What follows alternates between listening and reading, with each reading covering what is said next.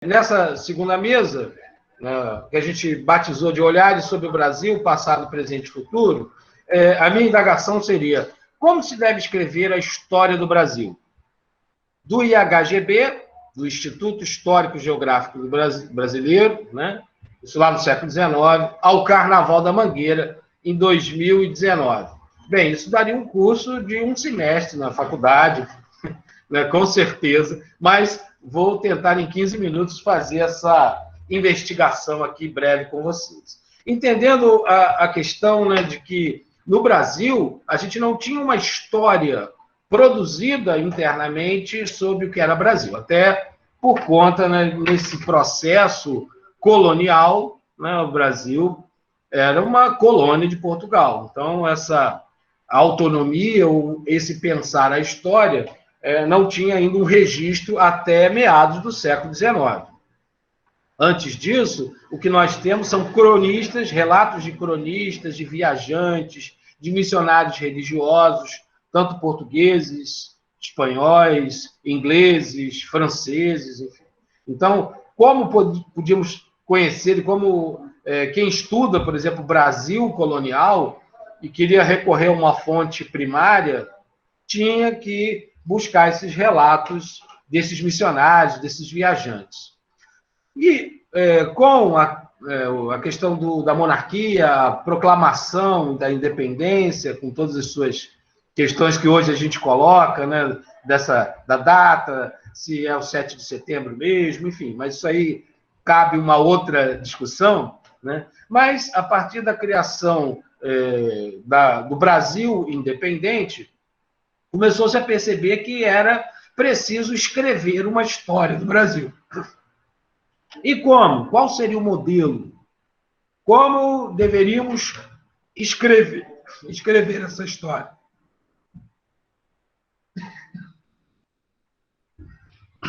Só um instante.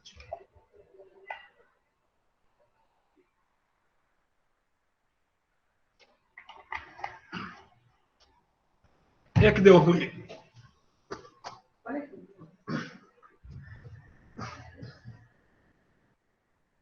Então, como escrever essa história, né? O IHGB, que foi criado em 1838, com uma inspiração europeia, principalmente francesa. Aliás, só abrindo uma janela rápida.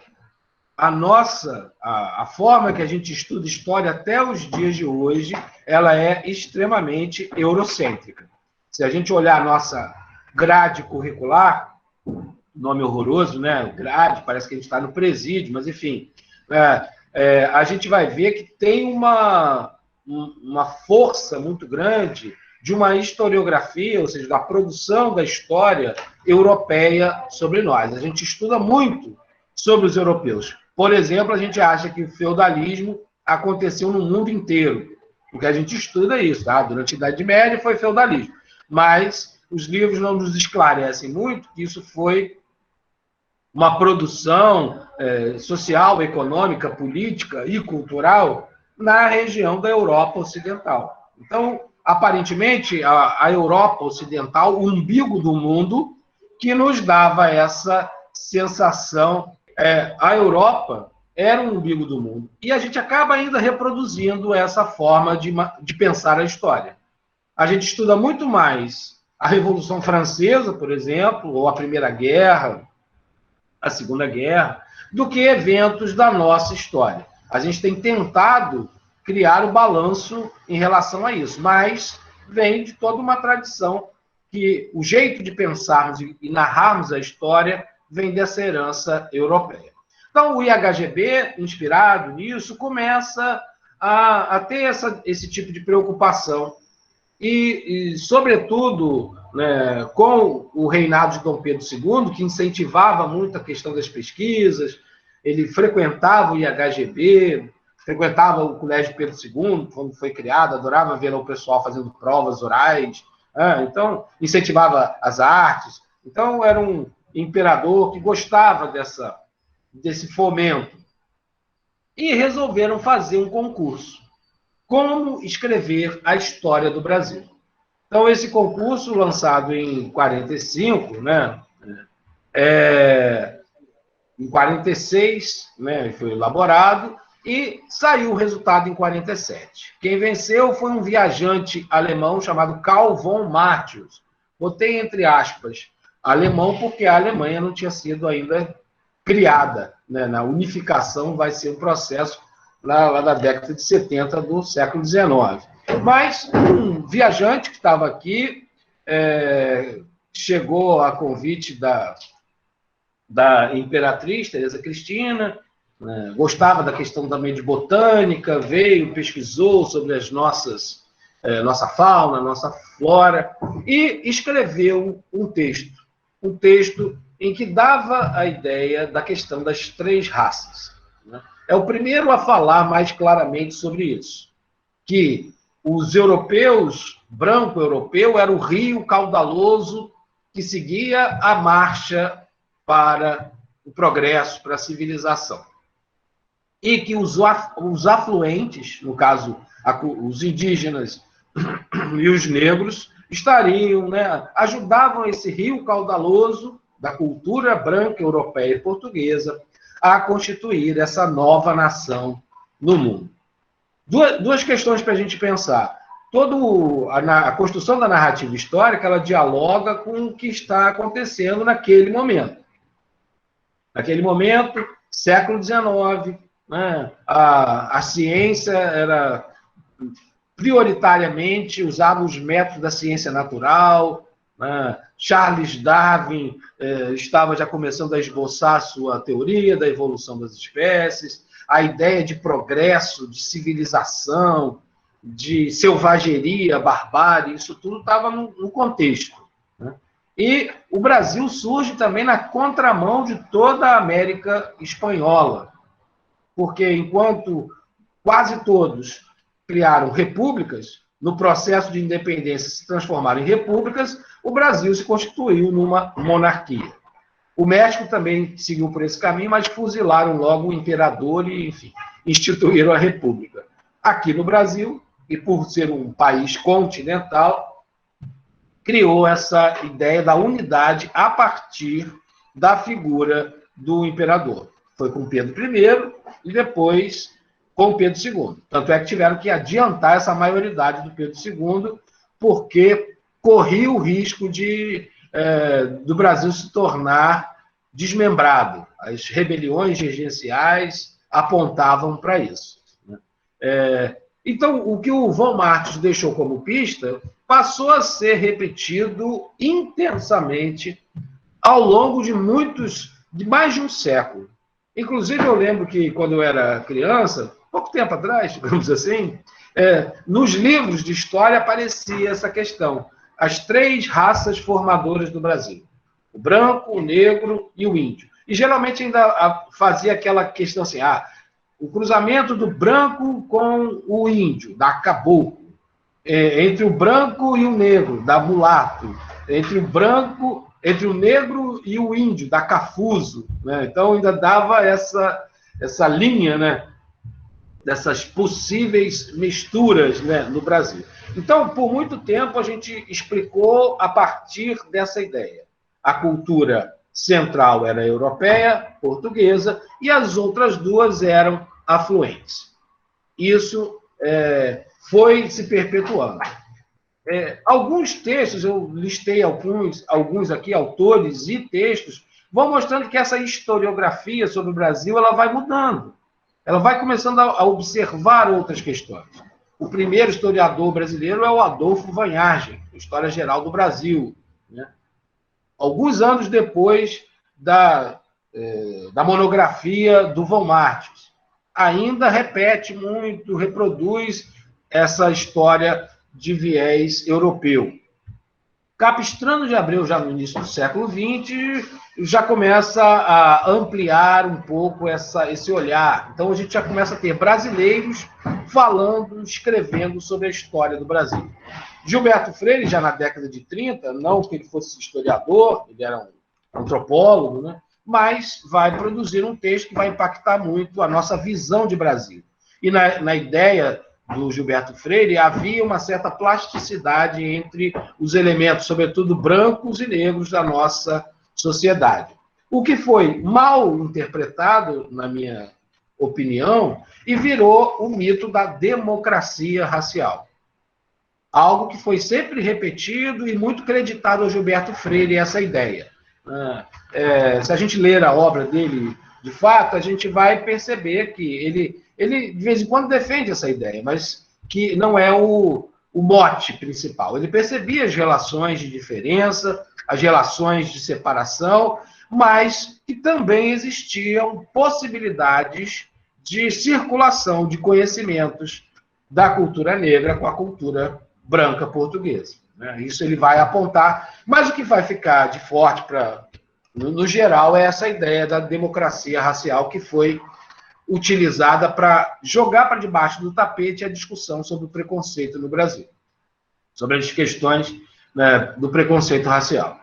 Sérgio Buarque de Holanda, com a ideia dos raízes do Brasil, já vai trazer uma ideia do patrimonialismo, da apropriação que os nossos governantes, né, o poder público e os agentes do poder público se apropriam do que é público para enriquecimento próprio. Então, ele vai trazendo esse olhar. O Caio Prado Júnior é o primeiro a adotar um viés marxista para se explicar a história do Brasil, e vai fazer isso em vários livros, como a formação política do Brasil e a história econômica do Brasil, isso na década de 40. Vitor Nunes Leal, com coronelismo, inchado e voto, dissecando um pouco do que o André falou para a gente, né, sobre a questão da Primeira República, aquele contexto ali do Juan Banané, né? O Raimundo Faoro, aí já na década de 50, trazendo esse olhar sobre os donos do poder, uma espécie de raio-x dessa elite, né, dessa elite brasileira. E um corte que eu dou aqui, você vê que tem um hiato, óbvio que tem muitos outros títulos que poderiam estar nesse contexto. Mas, a partir da década de 80, começa um fenômeno do que a gente chama de história vista de baixo. Os ingleses vão desenvolver isso, lá com o Edward Thompson, que ele vai fazer uma grande obra chamada A Formação da Classe Operária Inglesa, em 3 volumes. Então, começam a olhar, a reparar de que a história não é só a história da elite, não é só a história eurocêntrica, né, desses personagens e dessa forma de pensar, agir e sentir dos europeus. Destaquei aqui o Sidney Chalub, com o trabalho Lari Botequim, onde os personagens principais são operários, são as pessoas que vivem nessa esfera do trabalho, da diversão, do lazer, mas são as pessoas do povo, né? A história começa também a olhar para o povo. Com a Ângela de Castro Gomes, a invenção do trabalhismo, um repensar sobre o governo do Getúlio Vargas e como as classes populares idolatraram Vargas, porque, de certa forma, estavam conquistando melhorias sociais de fato. Então, esse gostar do Vargas não era à toa. Enfim, muitas outras coisas poderíamos falar, mas destaco mais 2 obras, o Darcy Ribeiro com o Povo Brasileiro, que é um livro que eu achei sensacional, e ele era muito contestado também na academia, talvez por ser otimista ou ver o copo sempre meio cheio, né, como o Roberto apontou lá, né, mas ele dizia que o que nos tornava especiais era exatamente a mistura intensa que é o povo brasileiro. É como se fosse um grande caldeirão de feijoada, né? Porque além dessas 3 raças formadoras, a partir do século XIX vem uma enormidade de imigrantes, como o André estava falando, né? Aquela junção ali em São Paulo da cultura italiana vai gerar até uma língua, né, diferente ali, né? Então, a gente tem a formação do povo a partir do século XIX, com a vinda enorme de imigrantes para cá, de alemães, de nova leva de portugueses, espanhóis, italianos, poloneses, enfim, né? Japoneses. Então, o Brasil é essa festa, digamos assim, né? Étnica. Todas as etnias estão presentes aqui. depois com os judeus, com os árabes. Então, o Brasil é a terra mais plural que existe. E o Darcy Ribeiro chamava a atenção de que isso devia nos tornar orgulhosos dessa grande mistura, porque não existe isso em lugar nenhum do mundo.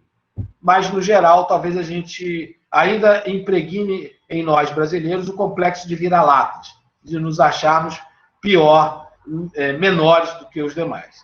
E, para fechar aqui das obras, eu boto aqui a Elite do Atraso, do sociólogo Gessé de Souza, que merece ser lido, e ele faz esse raio-x sobre, né, essa nossa sociedade, e como existe uma elite que esse atraso social, crítico, educacional, político, é interessante para um determinado grupo, é importante para essa elite. Okay? Essa visão de que o povo precisa ser pensado na história, o Ferreira Goulart colocou numa poesia. Ele diz o seguinte: a história humana não se desenrola apenas nos campos de batalhas e nos gabinetes presidenciais. Ela se desenrola também nos quintais, entre plantas e galinhas, nas ruas de subúrbios, nas casas de jogos, nos prostíbulos, nos colégios, nas usinas, nos namoros de esquinas. Disso eu quis fazer a minha poesia. Dessa matéria humilde e humilhada, dessa vida obscura e injustiçada, porque o canto não pode ser uma traição à vida. E só é justo cantar se o nosso canto arrasta consigo as pessoas e as coisas que não têm voz. O poeta Ferreira Goulart, então, abre essa perspectiva. A história, e como dizia o Brecht, não é só de... Nos livros só estão o nome dos reis. Mas será que eles carregaram blocos de pedra para construir os castelos? Foram eles que derrotaram. César derrotou os gauleses, sozinho, não tinha nenhum cozinheiro lá. Então, por que a história privilegia alguns personagens e joga na invisibilidade a maioria do povo? E, para fechar, eu trouxe... No carnaval, diferente do futebol, mesmo que a gente tenha a nossa escola, eu sou salgueirense, mas me rendo a esse lindo samba da Mangueira, de 2019. E a proposta do seu enredo é a construção de uma nova narrativa para a história. E diz o seguinte: Brasil, meu nego, deixa eu te contar, a história que a história não conta, o avesso do mesmo lugar, na luta é que a gente se encontra. Brasil, meu dengo, a Mangueira chegou, com versos que o livro apagou. Desde 1500 tem mais invasão do que descobrimento. Tem sangue retinto, pisado, atrás do herói emoldurado. Mulheres, tamoios, mulatos, eu quero um país que não está no retrato. Brasil, teu nome é Dandara e a tua cara é de Cariri. Não veio do céu nem das mãos de Isabel. A liberdade é um dragão no mar de Aracati. Salve os caboclos de julho, quem foi de aço nos anos de chumbo. Brasil, chegou a vez de ouvir as Marias, Maíns, Marielles, Malês. Mangueira, tira a poeira dos porões ou abre alas para os teus heróis de barracões. Dos Brasis que se faz um país de lecis, jamelões. São verde e rosa as multidões. Por que a gente só tem que seguir, né, esse jeito de se narrar a história? Por que não conhecer o dragão do mar de Aracati, um jangadeiro lá do Ceará, que era abolicionista, isso no século XIX, coisa que a gente não aprende na escola. A história de Luísa Maim e de tantos outros personagens, e pensar até mesmo, por que a gente chama aquele acontecimento de 1500 como descobrimento? Se a gente olhar pelo viés do índio, foi uma invasão. Foi uma invasão, foi um estupro cultural, né? Então, é preciso a gente nos colocarmos nessa história. Nós somos agentes da história. E a nossa história, a maioria das vezes, é invisibilizada, jogada para debaixo do tapete. Para construir essa outra narrativa, ou responder essa pergunta, como se deve escrever a história do Brasil, uma coisa que eu quero pensar com vocês aqui é isso.